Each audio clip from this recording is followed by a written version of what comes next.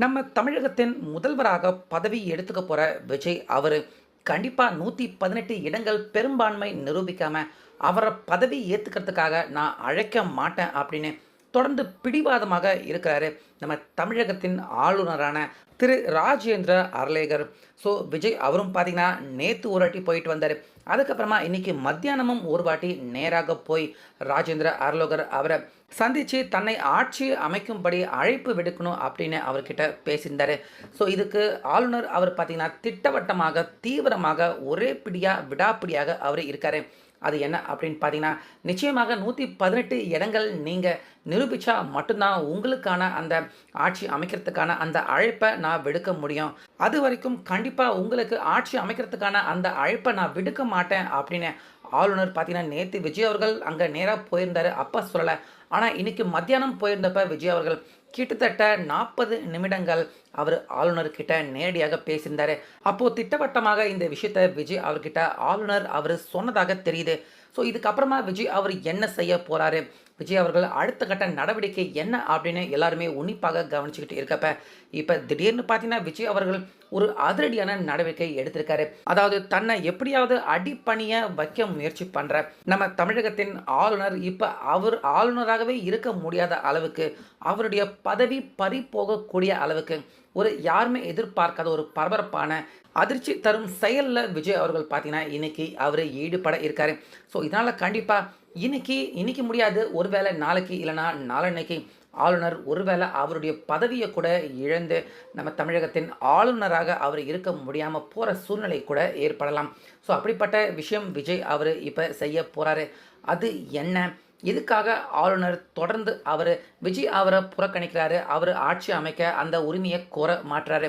விஜய் அவர் எடுத்து வைக்க போகிற அடுத்த கட்ட அந்த அதிர்ச்சி தரும் ஆளுநர் அவர் பதவியே போகக்கூடிய அளவுக்கு அதிர்ச்சி நகர்வு தான் என்ன அப்படிங்கிற முழு விவரம் என்ன அப்படின்னு தெளிவாக இந்த வீடியோவில் பார்க்க போகிறோம். அதனால் வீடியோவை ஸ்கிப் பண்ணாமல் பாருங்கள். ஸோ விஜய் அவர்கள் நம்ம தமிழகத்தின் பெரும்பான்மை கட்சியாக அவர் உருவெடுத்தாலும் எடுத்தார். இன்னும் 10 இடங்கள் தான் விஜய் அவருக்கு கூடுதலாக கிடைச்சிருந்தா அவர் பாட்டுக்கு ஈஸியாக ஆட்சி அமைச்சிட்டு போயிருப்பார். பெருசாக இந்திய ஊடகங்கள் யாருமே விஜய் அவர் ஒரு புதிய கட்சி ஜெயிச்சாரு, முதலமைச்சர் ஆயிட்டாரு அப்படின்னு தான் இந்த நியூஸை கடந்து போயிருப்பாங்க. ஆனால் இப்போ ஒவ்வொரு நாளும் ஒவ்வொரு மணி நேரமும் நிமிஷத்துக்கு நிமிஷம் இந்திய அளவில் விஜய் அவரை திரும்பி பார்க்கக்கூடிய அளவுக்கு மணிக்கு மணிக்கு விஜய் அவருடைய நியூஸ் தான் இந்தியா முழுக்க இப்போ பிரேக்கிங் நியூஸாக ஒவ்வொரு மணி நேரமும் மாறிக்கிட்டு இருக்கு.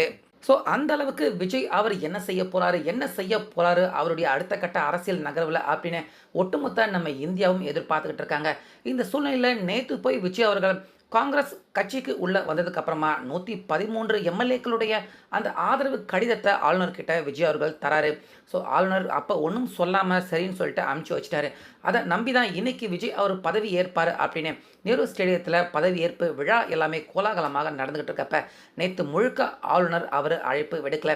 ஸோ இன்னைக்கு காலையில் 11 மணி அளவில் திரும்பவும் பார்த்தீங்கன்னா விஜய் அவர்கள் எல்லாரும் கூடயும் போய் ஆளுநர்கிட்ட விவரத்தை எடுத்து சொல்லி நாங்கள் நிரூபிக்கிறோம், பெரும்பான்மையை நிரூபிக்கிறோம், நீங்கள் இப்போதைக்கு நான் தனிப்பெரும் கட்சியாக இந்த எலெக்ஷனில் ஜெயிச்சிருக்கேன், அதனால் நான் ஆட்சி அமைக்கிறதுக்கான அந்த உரிமையை நீங்கள் கோரணும் அப்படின்னு ஆளுநர்கிட்ட எடுத்து சொல்கிறாரு. ஸோ அதுக்கு ஆளுநர் என்ன சொல்லியிருக்காரு அப்படின்னு பார்த்தீங்கன்னா, அதாவது நீங்கள் தனிப்பெரும்பான்மை கட்சியாக ஜெயிக்கல, உங்களுக்கு பின்னாடியும் அதிகப்படியான கட்சிகள் எம்எல்ஏக்கள் யாரும் இல்லை. ஸோ நான் அவசரமாக நீங்கள் சொல்கிறத கேட்டு உங்களுக்கு பதவி பிரமாணம் செஞ்சு வச்சேன் அப்படின்னா அடுத்த சில நாட்களில் உங்களால் பெரும்பான்மை நிரூபிக்க முடியாமல் போய் நீங்கள் பதவி இறங்குற மாதிரி வந்துச்சுன்னா அது நல்லா இருக்காது. நீங்கள் ஃபஸ்ட்டு உங்கள் பெரும்பான்மையை நிரூபிச்சிடுங்க, அடுத்த நிமிஷமே உங்களை நான் முதலமைச்சராக பதவி பிரமாணம் செஞ்சு வைக்கிறேன் அப்படின்னு ஆளுநர் இன்னைக்கு மத்தியானம் போனப்போ இந்த விஷயத்த சொல்லியிருக்காரு. ஸோ விஜய் அவர்கள் பதிலுக்கு அவர் சொல்கிறாரு, நான் சட்டசபையில் கண்டிப்பாக என்னுடைய பெரும்பான்மையை நிச்சயமாக நிரூபிக்கிறேன், அப்படி நிரூபிக்கலைன்னா கண்டிப்பாக நானே கூட பதவி விலகிடுறேன், ஆனால் நீங்கள் என்ன பதவி பிரமாணம் செஞ்சு வைங்க, அதுக்கப்புறமாக தானே என்னுடைய அரசியல் நகர்வுகளை நான் செய்ய முடியும், அதுக்கப்புறமாக தானே என்னை நம்பி எனக்கு பின்னாடி அந்த எம்எல்ஏக்கள் எல்லாமே வருவாங்க. ஸோ அதனால் எனக்கு பதவி பிரமாணம் செஞ்சு வைங்க, அதுக்கப்புறமாக தான் என்னுடைய அந்த அரசியல் பெரும்பான்மையை நான் நிரூபிக்கிறதுக்கு ஈஸியாக இருக்கும் அப்படின்னு விஜய் அவர்கள் எவ்வளவோ எடுத்து சொல்லியிருக்காரு. அது மட்டும் கிடையாது, அரசியல் சட்டம் அரசியல் சாசனத்தின் அடிப்படையில் கூட ஒரு ஆளுநர் பெரும்பான்மை இருக்கிற கட்சி அவங்கள கூப்பிட்டு ஆளுநர் அவரே பதவி பிரமாணம் செஞ்சு வைக்கணும், பெரும்பான்மையை நீங்கள் நிரூபிக்கணும் அப்படின்னா அது சட்டசபையில் தான் பண்ணணுமே தவிர ஆளுநர்கிட்ட அந்த பெரும்பான்மை நிரூபிக்க வேண்டிய கட்டாயம் எந்த ஒரு இடத்துலையுமே இல்லை. இந்திய அரசியல் சட்டம் சாசனம் அதன்படி. ஆனால் ஆளுநர் அப்படி அவர் செய்யாமல் அவர் கண்டிப்பாக பெரும்பான்மை இருந்தால் தான் நான் பதவி ஏற்று வைப்பேன் அப்படின்னு அவர் சொல்கிறாரு. ஸோ இந்த இடத்துல ஆளுநர் அவருடைய அந்த பதவியை துஷ்பிரயோகம் செய்கிறாரு. ஆளுநர் கண்டிப்பாக அவருடைய அந்த ஜாப் அவருடைய அந்த வேலையை மீறி தேவையில்லாத வேலையை பார்க்குறாரு அப்படின்னு தான் இப்போ இந்த விஷயத்தை பார்க்குறவங்க எல்லாருமே ஆளுநர் அவரை விமர்சனம் பண்ணுறாங்க. குறிப்பாக பார்த்தீங்கன்னா ஸ்டாலின் அவரும் ஆளுநர் செய்கிறது தவறு அப்படின்னு சுட்டி காட்டியிருக்காரு. இன்னும் விஜய் அவருக்கு ஆதரவு தராத விடுதலை சிறுத்தை கட்சிகள், இன்னும் கம்யூனிஸ்ட் கட்சி, இடது வலது, இப்படி எல்லாருமே பார்த்தீங்கன்னா விஜய் அவருக்கு ஆதரவு கொடுக்கல அப்படின்னாலுமே அவங்க எல்லாருமே ஆளுநர் செய்கிறது தவறு அப்படின்னு சுற்றி காட்டிக்கிட்டு இருக்காங்க. ஸோ இந்த நேரத்தில் தான் பார்த்தீங்கன்னா விஜய் அவர் முதலமைச்சர் இன்னைக்கு பதவி ஏற்றுக்குவார் அப்படின்னு பார்த்தா இன்னைக்கு இந்த நாள் நடக்காமலே போயிடுச்சு. இன்னும் அடுத்தடுத்து நாட்கள் ஓட ஓட விஜய் அவருடைய அந்த முதலமைச்சர் பதவியில் அவர் ஏறுறது தாமதம் ஆச்சு அப்படின்னா கண்டிப்பாக அது மிகப்பெரிய பிரச்சனை சிக்கலை விஜய் அவருக்கு பின்னாடி ஏற்படுத்தலாம். அதனால் காலம் தாமதம் ஆகக்கூடாது, நேரத்தை வீண் அடிக்கக்கூடாது அப்படின்னு இப்போ அதிரடியான ஒரு முடிவு இன்னைக்கு சாயந்தரமே பார்த்தீங்கன்னா விஜய் அவர்கள் இறங்கியிருக்காரு அப்படிங்கிற தகவல் வெளியாகியிருக்கு. ஸோ அது என்ன அப்படின்னு பார்த்தீங்கன்னா நேரடியாக நீதிமன்றம் அவங்கள நாடுறது தான். அதாவது ஆளுநர் அவர் பெரும்பான்மையை எங்ககிட்ட கேட்குறாரு, எங்களுடைய பெரும்பான்மையை நாங்கள் சட்டசபையில் கண்டிப்பாக நிரூபிக்கிறோம் அப்படின்னு ஆளுநர்கிட்ட எவ்வளவோ எடுத்து சொல்லி ஆளுநர் அவர் எனக்கு பதவி பிரமாணம் செஞ்சு வைக்க மாட்டாரு. நான் இப்போதைக்கு நடந்த எலெக்ஷனில் பெரும்பான்மையான இடங்களில் ஜெயிச்சு பெரும்பான்மையான கட்சியாக பெரிய கட்சியாக நான் உருவெடுத்திருக்கேன். அதனால் ஆளுநர் அவருடைய வேலை டியூட்டி என்ன அப்படின்னா அதிகப்படியான இடங்கள் ஜெயிச்ச அந்த நபரை கூப்பிட்டு அவர் விருப்பப்பட்டார்னா பதவி பிரமாணம் முதலமைச்சராக அவருக்கு பதவி பிரமாணம் செஞ்சு வைக்கணும். அது வரைக்கும் தான் ஆளுநர் அவருடைய வேலையாக இருக்குது. ஆனால் ஆளுநர் அதையும் தாண்டி நான் பெரும்பான்மை நிரூபித்தா மட்டுமே எனக்கு பதவி பிரமாணம் செஞ்சு வைப்பேன் அப்படின்னு ஆளுநர் பிடிவாதமாக இருக்கார். ஸோ இந்திய அரசியல் பிரகாரம் நம்ம இந்தியாவில் இருக்கிற பல மாநிலங்களில் நிறையா முறை பெரும்பான்மையை நிரூபிக்காமலேயே முதல்ல பதவி பிரமாணம் செஞ்சு வச்சுட்டு அதுக்கப்புறமா சட்டசபையில் நிறைய வாட்டி நிறையா கட்சிகள் அவங்களுடைய பெரும்பான்மையை நிரூபிச்சிருக்காங்க. நிரூபிக்க முடியாமல் கூட ஒரு சில பேர் பதவி விலகியிருக்காங்க. இந்த மாதிரியான உதாரணங்கள் நிறைய சம்பவங்கள் நம்ம இந்தியாவில் நடந்திருக்கு. ஸோ அப்படி இருக்கிறப்ப ஆளுநர் விடாப்பிடியாக அவர் இந்த மாதிரி செய்கிறது நிச்சயமாக இது சரியில்லை அப்படிங்கிற மாதிரி நீதிமன்றத்துக்கு விஜய் அவர்கள் பார்த்தீங்கன்னா அவர் நாட இருக்காரு.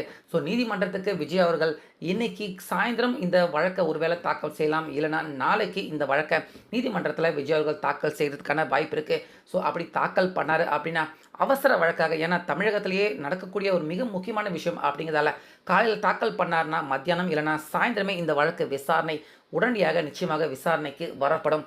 ஸோ அப்படி வந்துச்சு அப்படின்னா நிச்சயமாக நீதிபதிகள் அவங்க கேள்வி கேட்பாங்க. இது வரைக்கும் நிறைய கட்சிகள் நிறைய பேர் பெரும்பான்மை நிரூபிக்காமலேயே அவங்க முதலமைச்சராக பதவி ஏற்றுக்கிட்டு அதுக்கப்புறமா பெரும்பான்மையை நிரூபிச்சிருக்காங்க.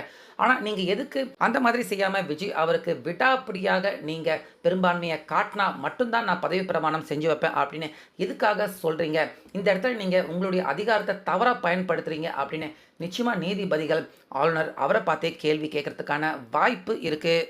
அதையும் தாண்டி ஆளுநர் அப்படியெல்லாம் இல்லைங்க, அவர் பெரும்பான்மை நிரூபித்தா மட்டும்தான் நான் அவருக்கு பதவி பிரமாணம் செஞ்சு வைப்பேன் அப்படின்னு நீதிமன்றத்திலையுமே ஆளுநர் அவர் வாதிட்டார்னா நிச்சயமாக நீதிபதிகள் அவங்களுக்கு கிட்ட அந்த பவர் இருக்குது. நீதிபதிகள் ஆளுநர் அவர் தமிழகத்தின் ஆளுநராக தொடர முடியாது அப்படின்னு ஆளுநர் பதவியில் இருந்து அவரை நீக்கிறதுக்கான அந்த உரிமை பார்த்தீங்கன்னா நீதிபதிகளுக்கு நிச்சயமாக இருக்குது. ஸோ அப்படிப்பட்ட சம்பவத்தை நோக்கி தான் இப்போ ஆளுநர் ராஜேந்திர அர்லோகர் அவர் செய்கிற விஷயம் பார்த்தீங்கன்னா இப்போ அவருக்கே எதிராக திரும்ப இருக்குது. கடைசியாக இப்போ விஜய் நீதிமன்றத்துக்கு போகிறாரு. ஸோ நீதிமன்றத்துக்கு போனார்னா ஒன்று ஆளுநர் அவருக்கு சரின்னு ஒத்துக்கிட்டு பதவி பிரமாணம் செஞ்சு வைக்கணும், அப்படியும் நான் பதவி பிரமாணம் செய்ய மாட்டேன் அப்படின்னா நீதிபதிகள் அவங்களுடைய கையாலேயே ஆளுநர் அவருடைய பதவி இழக்க வேண்டிய நிலைமையும் ஏற்படலாம். ஸோ அந்தளவுக்கு தீவிரமாக இந்த விஷயத்தை ஆளுநர் அவர் கொண்டு போக மாட்டார். அவர் சீக்கிரமாக விஜய் அவருக்கு பதவி பிரமாணம் செஞ்சு வைப்பார் அப்படின்னு நம்ம நம்பலாம். என்ன நடக்க போகுது அடுத்தடுத்த நாட்களில் அப்படிங்கிறத பொறுத்திருந்து பார்க்கலாம்.